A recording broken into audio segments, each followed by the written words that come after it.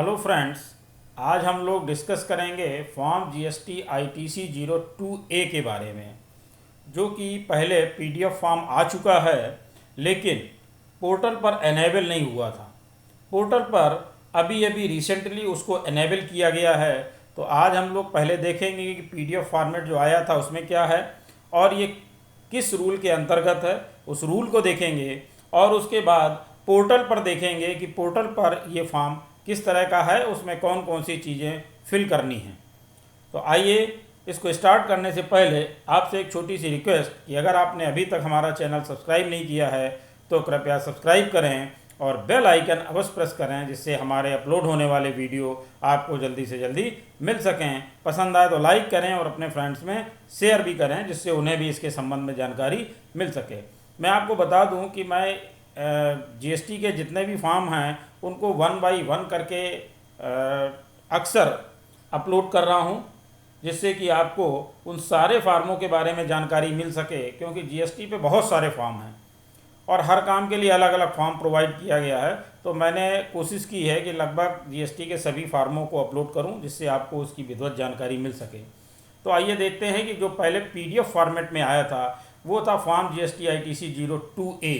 वो ये फॉर्म था जिसमें लिखा हुआ declaration for transfer of ITC pursuant to registration under sub section 2 of section 25, यानी सेक्शन 25 के सब सेक्शन 2 से रिलेटेड है और इसके लिए रूल है 41A। तो इस फॉर्म को देखने से पहले हम लोग देखेंगे रूल 41A क्या कहता है। रूल 41A जो कि नया इंसर्ट किया गया था, रूल 41 के बाद रूल 41A आया। इसमें है transfer of credit on obtaining separate registration for multiple places of business with in a state और यूनियन टेरिटरी। इसका मतलब था कि एक ही पैन पर एक ही स्टेट में मल्टीपल प्लेसेस पे कई सारे रजिस्ट्रेशन लिए गए, कई रजिस्ट्रेशन हो गए, उनमें क्या पोजीशन आने वाली है। A registered person who has obtained separate registration for multiple places of business in accordance with the provisions of Rule 11 and who intends to transfer either wholly or partly the unutilized input tax credit lying in his electronic credit ledger to any or all of the newly registered place of business shall furnish within a period of 30 days from obtaining such separate registrations। तो यहाँ पर इन्होंने बताया कि अगर हमारे एक ही pan number पर कई रजिस्ट्रेशन हैं या उसी पैन नंबर पर हम एक नया रजिस्ट्रेशन लेने जा रहे हैं, तो हमारे जो पुराने रजिस्ट्रेशन पे ITC है वो हम उसको कैसे ट्रांसफ़र कर पाएंगे।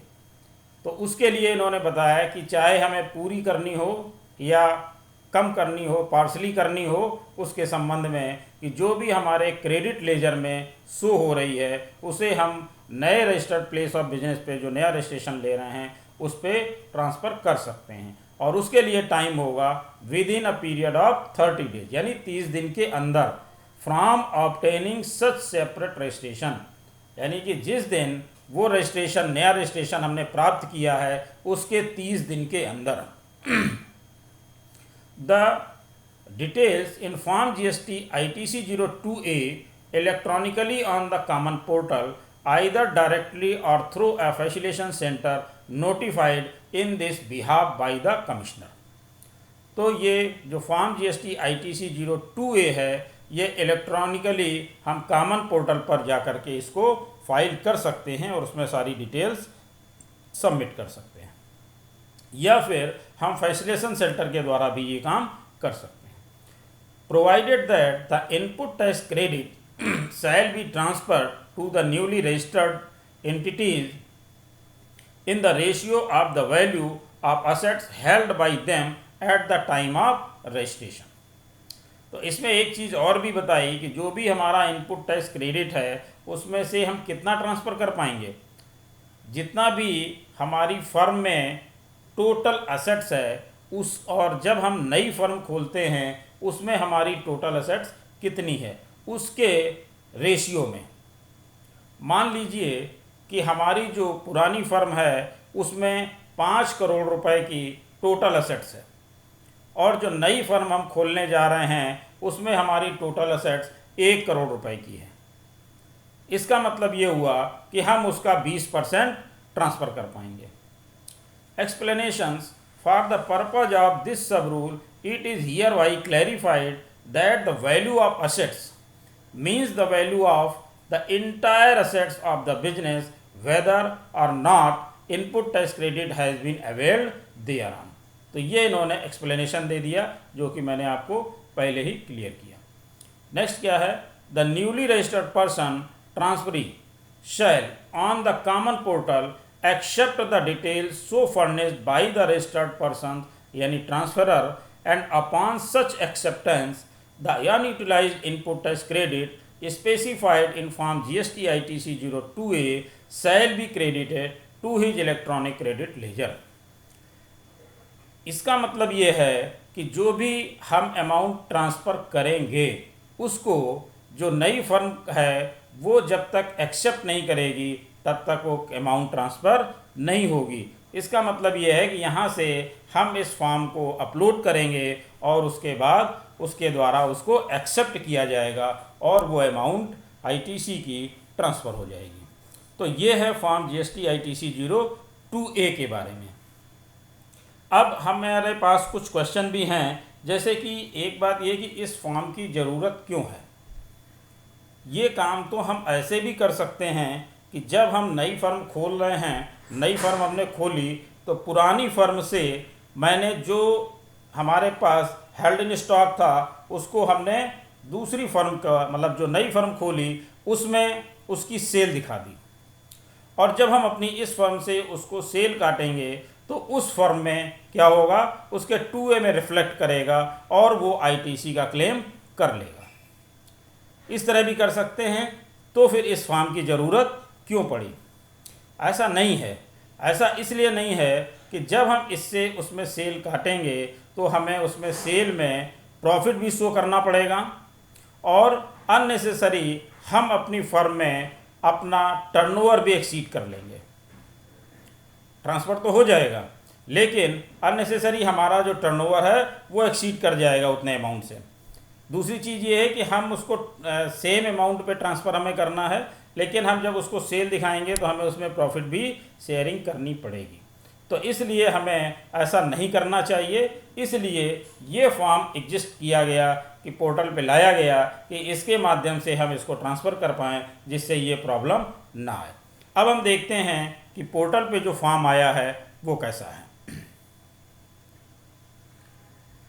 ये हमने लॉगिन किया और लॉगिन करने के बाद हम यहाँ पर आकर के देखेंगे कि फॉर्म किस तरह से है।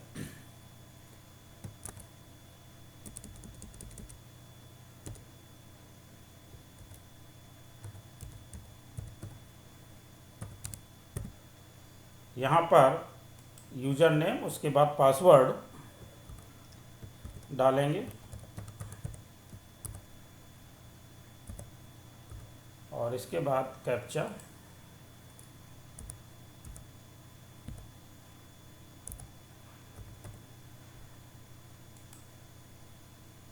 इस तरह से ये हमने लॉगिन कर लिया और लॉगिन करने के बाद हम आ गए सर्विसेज के बाद रिटर्न में और रिटर्न में आने के बाद यहाँ पर आप देख पा रहे हैं कि आईटीसी फॉर्म्स दिया हुआ है। ये हम आ गए आईटीसी फॉर्म्स में। आईटीसी फॉर्म में आकर के हम देखेंगे कि यहाँ पर ये GST ITC 02A फॉर्म दिया हुआ है। इसमें declaration for transfer of ITC pursuant to registration under sub section 2 of section 25।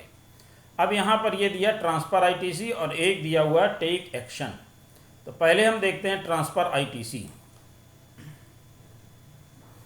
Transfer ITC में क्या है, यहाँ पर हमें GSTIN ऑफ ट्रांसफरी का भरना है, यानी जो हमारी नई फर्म है उसका हम यहाँ पर भरेंगे, उसका लीगल नेम आ जाएगा, ट्रांसफ़र ट्रेड नेम आ जाएगा।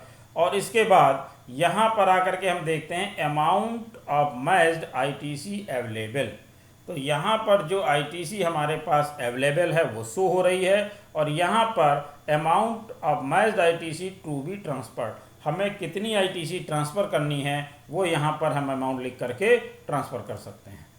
इसके बाद ये हमें सेव करना है और सेव करने के बाद फाइल आईटीसी विद ईबीसी या फाइल आईटीसी विद डीएससी यहाँ पर आकर के हम इसको फाइल कर देंगे। और फाइल करने के बाद बहुत आसान प्रक्रिया है, बस इतना सा ही आपको इसमें करना है। इसके बाद आपको फिर आना है टेक एक्शन में। टेक एक्शन में आएंगे तो यहाँ पर चूँकि अभी हमने इसको फाइल नहीं किया है, यहाँ पर आकर के टेक एक्शन का हो जाएगा और ये आपका ट्रांसफ़र हो जाएगा। तो बहुत आसान प्रक्रिया है, केवल ये हमें समझने की ज़रूरत है कि हमें कैसे करना है और उसमें कोई मिस्टेक ना होने पाए, इसलिए ध्यान देने की ज़रूरत है। मेरा ख्याल है सारी चीज़ें आपको क्लियर हो गई होंगी। अगर कोई चीज़ है तो आप कमेंट कर सकते हैं। Thank you.